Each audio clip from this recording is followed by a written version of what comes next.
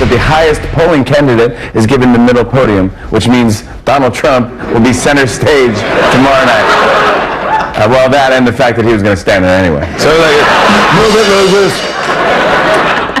All right, we're just hours away from the first Republican debate. The top 10 Republican candidates are prepping for one of the biggest platforms of their political careers. So will anyone take on Trump, and what can they do to distinguish themselves? All eyes on them. Joining us right now is our political panel.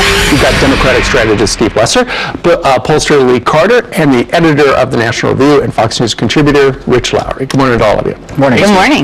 Okay, can I see your hands? Does anybody have any idea what's going to happen tonight?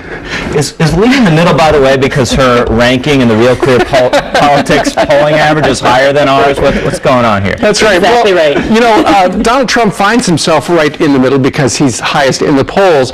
You say, Lee, it's essentially going to be some sort of celebrity death match. Yes. I think there's going to be a lot of grenades lobbed out there, and we're just going to have to see what happens. I think Trump is going to be doing a lot of lobbying, but I think he's going to be trying to stand back and be a little bit more of a statesman. But everybody else is going to be going in, and I think we're going to see people getting really aggressive, and I think it can get ugly tonight. I would actually be really surprised to see that, because I think a lot of these guys are afraid of him. I don't think they know exactly what he's going to do. He's entirely unpredictable. He's dangerous that way. So that's my number one thing, is to see, does anybody have the guts to go at Donald Trump? Do you have the guts to admit you're wearing a Donald Trump necktie?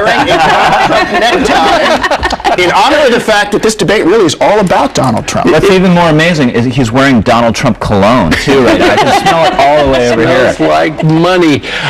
The big question for you, Rich, by the way, congratulations, just had a brand new baby this past week. Will we see actual answers? Will we finally get some details, or will it be style over substance? Well, I think this is the big challenge for Trump, because I believe Brett and Megyn and Chris, part of what they've been doing when they're sitting down and formulating these questions is to try to come up with some substantive questions that can really nail him. And if he's really seen to flail on substance, it could hurt. But I also agree that these other candidates are going to avoid at all costs trying to engage with him. The moderators may try to force that conflict, but you don't want to mess with him, because he could punch you in the mouth in a way that's going to be really memorable and it's going to be hard to recover from. And why take the risk? Sure, but when it comes to the moderators run the risk of getting socked in the mouth too. Remember Newt Gingrich giving it to John Carl, I believe, and said that was brutal. Right? That was brutal, and then he turned it around. John King, I think. John King, thank you very much. I mean, all you've got to do is say, look, people aren't interested in a gotcha moment. Our moderators are much more capable of defending themselves, Steve. I think you could be absolutely right. So the other peril for the other candidates is if they mention Donald Trump, then he gets 30 more seconds on the clock to talk about them or whatever. Yeah, it's true. But the thing is, I think that the other thing that we have to remember is this is the first time that all of these folks are on the stage at the same time. So while there is a lot of peril for the other folks in going after Trump, Trump has to seem presidential. He hasn't had that responsibility up until now. He could throw these grenades. He could get people excited about the fact that he's not your typical candidate. Now he's got to seem like a statesman. And I'm really interested to see how he handles that burden. Lee, what does Jeb Bush do? I mean, he is, for the most part, you read all the papers, he's the GOP establishment favorite. Yes. Well, I think what's interesting about Jeb Bush right now is no one really knows what he's all about. He's pretty good in the polls. When you look at social media, he's the number 2 most mentioned candidate that's out there, but no one knows what he's really about. So I think what we need to see tonight, and it's a big risk for him, he's got to put himself out there.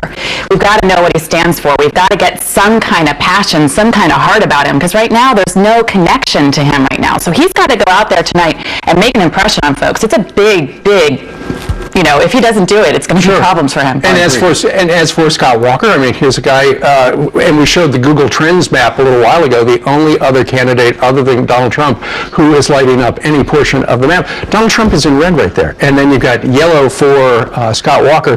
The green is Jeb Bush, and that is very random and far between. So what does Scott Walker do? I think Scott Walker has the easiest job in a lot of ways. Really? I think he just needs to show that he is now fluid on national policy in a way he wasn't at the very beginning of the campaign, and solidify his position among his supporters, and he's doing fine. All right. Great chat this morning. I know you'll all be watching, and if you're not watching, you can I think you can watch it on the Fox News app. That's right. There's an app for that. All right, Steve and Lee and Rich, thank you very much. Thanks, Steve. Thanks so much. Thank you.